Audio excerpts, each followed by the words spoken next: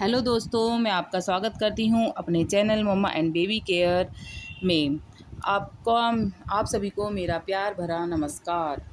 आज मैं आपसे बात करने जा रही हूँ ऐसी 5 बातों की जो हमें ध्यान रखनी चाहिए पढ़ाई कराते समय। देखो क्या होता है ना, हम बच्चे को पढ़ाई कराने बिठा रहे हैं, अगर हम कुछ बातों का ध्यान नहीं रखें तो ना बच्चा पढ़ाई कर पाएगा, ना मैं उसे सही से पढ़ाई करवा पाऊँगी। आज मैं आपसे ऐसे 5 बातों को आपसे डिस्कस करने वाली हूँ जिसे ज़रूरी है समझना और देखना।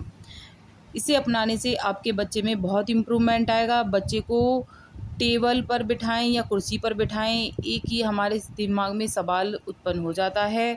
तो मैं आज उसी पे चर्चा करूँगी कि बच्चे को किस जगह बिठा के पढ़ाई करानी चाहिए।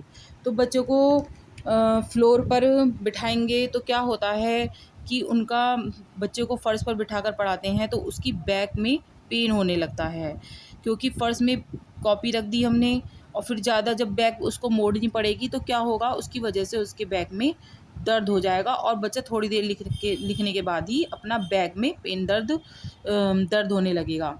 तो और वो गंदा भी लिखने लगेगा फिर। जब भी आप बच्चे को पढ़ाएँ तो स्टडी टेबल ज़रूर रखें, अगर ना हो तो बाज़ार से लेकर आएँ।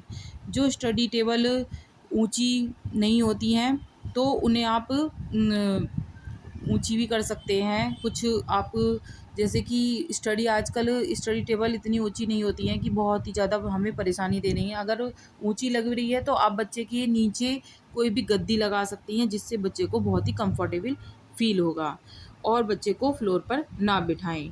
2 से ज़्यादा बच्चे हैं तो आपको कभी भी एक साथ उन्हें कभी भी नहीं बिठाना चाहिए, बीच में हमेशा गैप रखना चाहिए।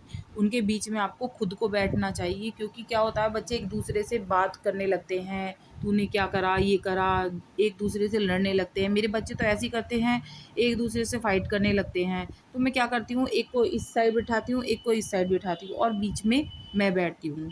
तो और क्या देखना है कि बच्चे को ज़्यादा कॉपियाँ ना फैलाकर बैठें। बच्चे का क्या होता है कि माइंड डाइवर्ट हो जाता है कि मुझे ये भी पढ़नी है, मुझे ये पढ़नी है। वो पहले से ही मतलब स्टडी करने से पहले ही कह देगा मुझे नहीं पढ़ना, इतना सारा काम, इतना सारा।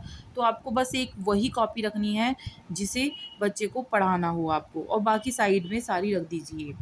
और बच्चे को वो देखो, मेरे बच्चे बहुत ज़्यादा परेशान करते हैं, जैसे इरेज़र शार्पनर होता है, वो कभी भी बच्चों को नहीं साथ में रखना चाहिए बच्चे के, क्योंकि क्या करते हैं बच्चे इरेज़र शार्पनर से खेलने लगते हैं। मेरे बच्चे तो ऐसे ही करते हैं, कभी मैं शार्प कर रहा हूँ, कभी इरेज़ कर रहा हूँ, बार-बार यही करते रहते हैं। तो बच्चों को कभी भी इरेज़र शार्पनर उनके हाथ में ना दें।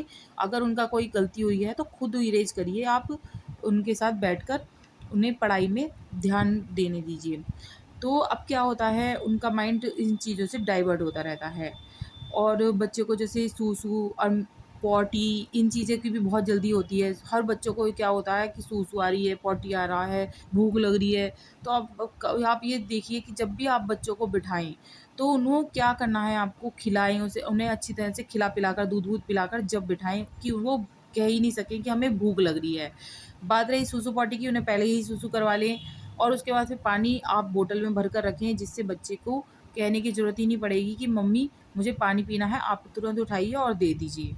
तो उससे आपका टाइम भी बचेगा और बच्चे का डाइवर्ट नहीं होएगा दिमाग। तो 5वीं बात मेरी ये है कि अगर जैसे बच्चों का ऐज में डिफ़रेंस है। एक बच्चा बड़ा है मेरा और एक बच्चा बहुत छोटा है। तो मैं क्या करती हूँ, जैसे छोटे बच्चे का जल्दी काम निपट जाता है, बड़े का रह जाता है। तो आपको एक साथ कभी भी मतलब छोटे बच्चे की जल्दी छुट्टी ना करें, उसे कलरिंग में लगाए रखें। नहीं तो बड़े बच्चे को क्या लगेगा कि उसकी छुट्टी तो मम्मा ने कर दी, वो खेल रहा है, उसका दिमाग भी ये लगेगा कि मैं जल्दी से अपना वर्क करूँ और जल्दी से भागूँ। तो आपको अपने बच्चे को, छोटे वाले बच्चे को एंगेज रखना है। आप कलरिंग क्लास करा सकती हैं, आप कोई भी एजुकेशनल कुछ भी चीज़ दे सकती हैं उसे, जिससे उसको लगे नहीं कि मैं वर्क कर रहा हूँ और वो ईज़िली कुछ सीख भी रहा हो और टाइम में अपने बिज़ी रहा हो। दोनों बच्चों की एक साथ ही छुट्टी करें, क्योंकि क्या होता है कि जब हम एक साथ बच्चों को बिठाते हैं, एज डिफ़रेंस होता है तो वो पढ़ नहीं पाते। तो अगर आपको कुछ पूछना है तो पूछ सकते हैं मुझसे।